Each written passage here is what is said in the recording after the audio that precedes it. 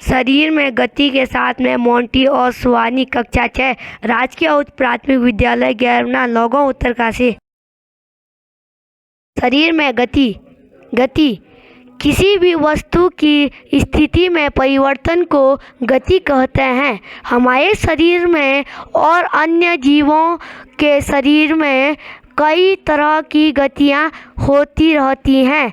गमन, जब कोई वस्तु एक स्थान से दूसरे स्थान पर गति करती है तो ऐसे गति को गमन कहते हैं। गति और गमन का अर्थ एक ही है, लेकिन जीव विज्ञान में दोनों के अर्थ अलग अलग हो जाते हैं। हमारे शरीर में दिल का धड़कना या खून का संचरा गति के उदाहरण हैं, लेकिन जब हमारा पूरा शरीर एक स्थान से दूसरे स्थान तक जाता है तो उसे गमन कहते हैं। जोड़ संधि, जहाँ पर दो या अधिक अस्थियों हड्डियों का मिलना होता है, इसके स्थान को जोड़ कहते हैं। दो हड्डियां आपस में लिगामेंट या अस्थिभुजा से जुड़ी होती हैं। कोई भी अस्थि किसी पेशी से टेंटेड या कंडरा की सहायता से जुड़ी होती है। शरीर में गति किसी भी वस्तु की स्थिति में परिवर्तन को गति कहते हैं। हमारे शरीर में और अन्य जीवों के शरीर में कई तरह की गतियाँ होती रहती हैं। गमन, जब कोई वस्तु एक स्थान से दूसरे स्थान पर गति करती है तो ऐसे गति को गमन कहते हैं।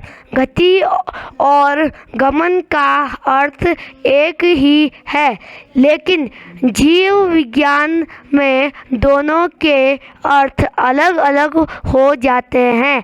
हमारे शरीर में दिल का धड़कना या खून का संचरा गति के उदाहरण हैं, लेकिन जब हमारा पूरा शरीर एक स्थान से दूसरे स्थान तक जाता है तो उसे गमन कहते हैं। जोड़ संधि, जहाँ पर दो या अधिक अस्थियों हड्डियों का मिलना होता है, इसके स्थान को जोड़ कहते हैं।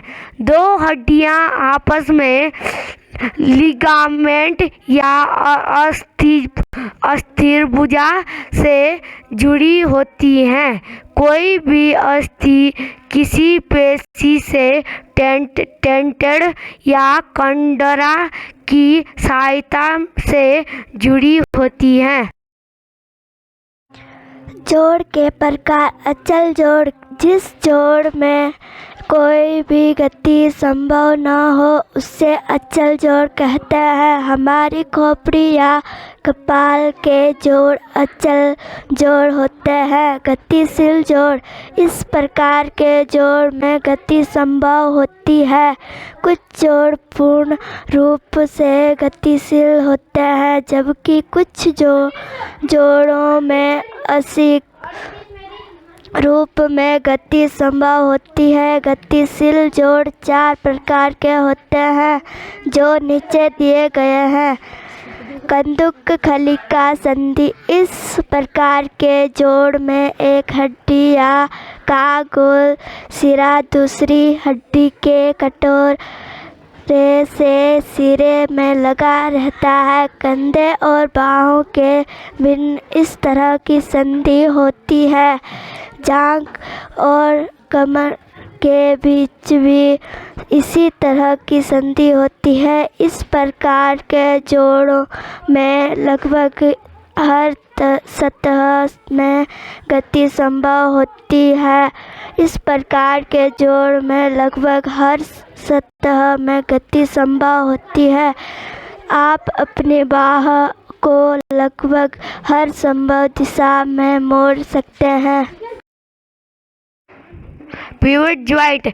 इस तरह के जोड़ में कई सतहों में गति संभव है, जैसे कि ऊपर नीचे और दाएं बाएं। खोपड़ी और मेरुदंड के बीच दुराग्रह संधि होती है। हिंज संधि। यह संधि दरवाजे में लगे कब्जे की तरह काम करती है। इस तरह के जोड़ में एक ही सतह में गति संभव होती है और वह भी 180 डिग्री के कोण तक। घुटने में और कोहनी में हिंज संधि होती है। ग्लाइंड संधि। इस प्रकार के जोड़ में एक हड्डी के दूसरी हड्डी के ऊपर सरकने के कारण गति होती है। मेघद्वार की छल्ले जैसे हड्डियों के बीच ऐसा ही जोड़ होता है। हमारे कलाई में भी ग्लाइंड ज्वाइंट रहता है। कंकाल तंत्र। किसी भी जंतु में अस्थियों और अस्थियों से बना ढांचा कंकाल कहलाता है। मानव कंकाल 206 हड्डियों से मिलकर बना है। अस्थि कठोर होती है, जबकि उपस्थि मुलायम होती है। जोड़ों के बीच और कुछ मुलायम अंगों में उपस्थित रहती है, जैसे कर्ण, पटल और नाक में। उपस्थिति के कारण जोड़ों के बीच घर्षण कम होता है।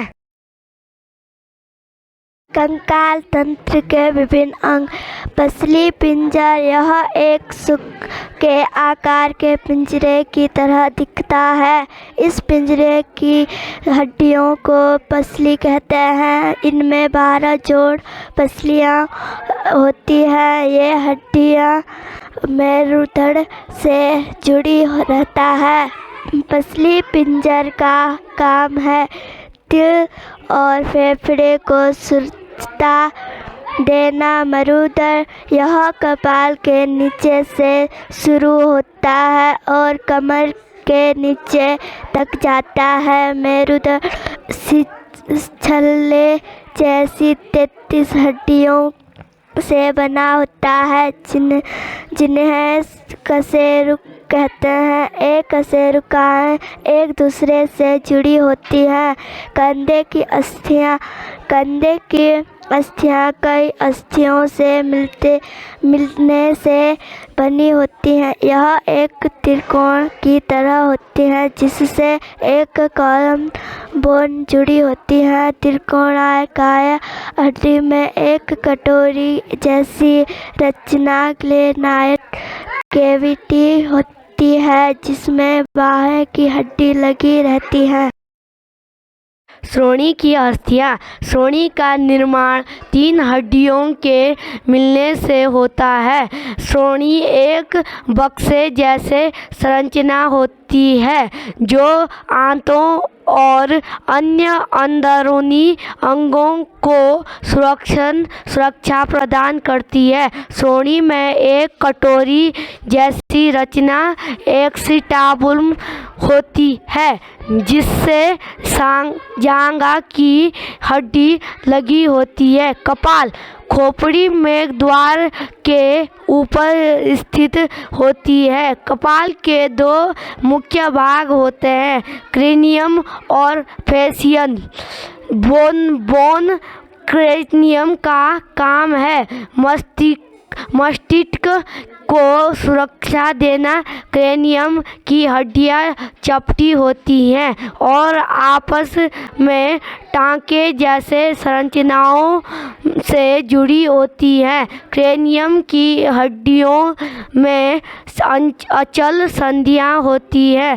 फेसियन बोन से कपाल का सामने वाला भाग बनता है, इनके निचले जबड़े की हड्डी मैंडलिम एकमात्र गतिशील हड्डी है। मैंडलिम की गति के कारण हम बोल और चबा सकते हैं।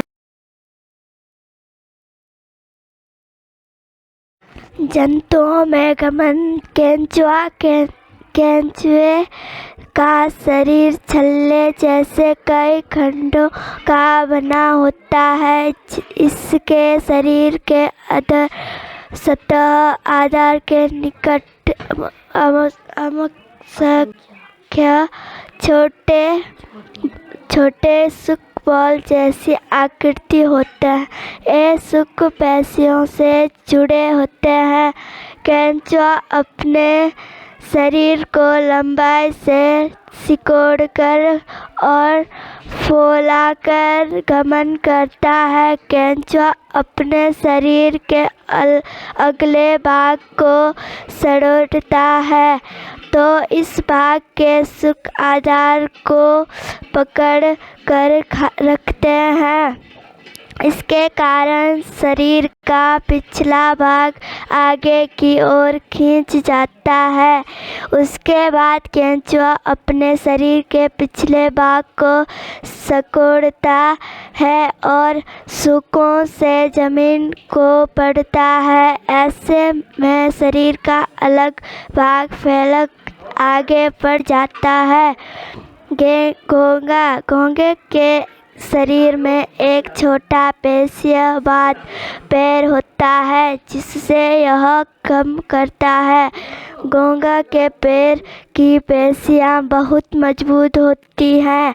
कॉकरोच तिल सट्टे के शरीर में 3 जोड़ी पैर हैं जिनकी मदद से यह चलना और दौड़ता है। इसके शरीर में 2 जोड़ी पंख होते हैं जिनकी मदद से यह उड़ सकता है। पंखों की गति के लिए बड़ी और शक्तिशाली पेशियां होती हैं। पक्षी अपने 2 पैरों पर चलता है। अधिकतर पक्षी अपने पंखों की सहायता से आसमान में उड़ सकते हैं। कुछ पक्षी अच्छे तैराक भी होते हैं। पक्षियों का शरीर धारे रेखीय होता है जिससे हवा में आगे बढ़ने में सहूलियत होती है। सांप के शरीर में कशेरुक एवं अधिक संख्या में होती हैं। इन कशेरुकों से पतली पेशियां जुड़ी रहती है।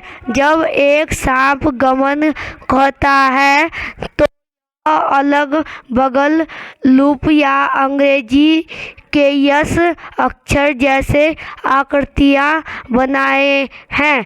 इसी लूप से आगे बढ़ने के लिए बल मिलता है और सांप आगे बढ़ता है। मछलियों में तैरने के लिए खास रूप से पंख और पूंछ होती है। मछली का शरीर धारे रेखाएं होता है। मछली अपने शरीर को एक ओर मोड़ती है तो पूंछ दूसरी दिशा में मुड़ जाती है। उसके बाद मछली अपने शरीर को दूसरे ओर मोड़ती है तो पूंछ विपरीत दिशा में मुड़ जाती है। इसके कारण आगे की ओर धक्का मिलता है जिससे मछली आगे बढ़ जाती है। पूंछ से दिशा बदलने में मदद मिलती है। हमारे शरीर में स्वतः ही अनेक गतियां निरंतर होती रहती है। चलना, टहलना, दौड़ना, उड़ना, छलांग मारना, रेंगना एवं तैरना इत्यादि। हमारे शरीर के विभिन्न भागों को उसी स्थान से मोड़ अथवा घुमा पाते हैं जहां पर दो हिस्से एक दूसरे से जुड़े होते हैं। उदाहरण के लिए कोहनी तथा कंधा अथवा गर्दन संधि हमारे शरीर के विभिन्न भागों को उसी स्थान से मोड़ा अथवा घुमा पाते हैं जहां पर दो हिस्से दूसरे से जुड़े हो। इन्हें स्थानों को संधि कहते हैं। कंदुक खल्लिका संधि सभी दिशाओं में गति करता है। घुटना हिंज संधि का एक उदाहरण है। अचल संधि हमारे सिर की कुछ संधियों में अस्थि हिल नहीं सकती, इसे संधियों को अचल संधि कहते हैं।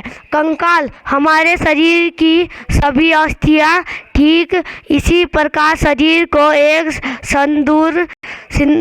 संदूर आकृति प्रदान करने के लिए एक ढांचे का निर्माण करती है। इस ढांचे को कंकाल कहते हैं। पसली पिंजर पसलियां वक्ष की अस्थियां एवं मेरुदंड से जुड़कर एक बक्से की रचना करती है। इस सुरंगपूप बक्से को पसली पिंजर कहते हैं। अस्थियां एवं उपस्थियां संयुक्त रूप से शरीर का कंकाल का निर्माण करते हैं। गति करने समय पेशियों के संकुचन से अस्थियां खींचती हैं।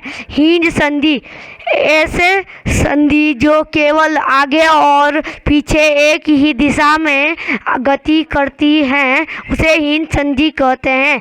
केंचुए में गति शरीर की पेशियों के बारी बारी से वस्तीकरण एवं संकुचन से होती है। पेशियों के जोड़े के एक तंत्र क्रम में सिकुड़ने एवं फैलने से अस्थियां गति करती हैं।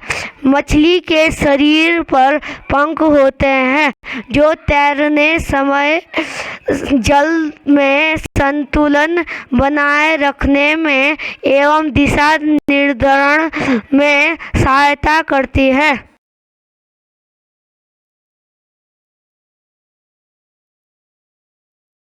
बहुत बहुत धन्यवाद। मैं मोंटी और सुहानी कक्षा 6 राजकीय उच्च प्राथमिक विद्यालय गैरवना नौगांव उत्तरकाशी।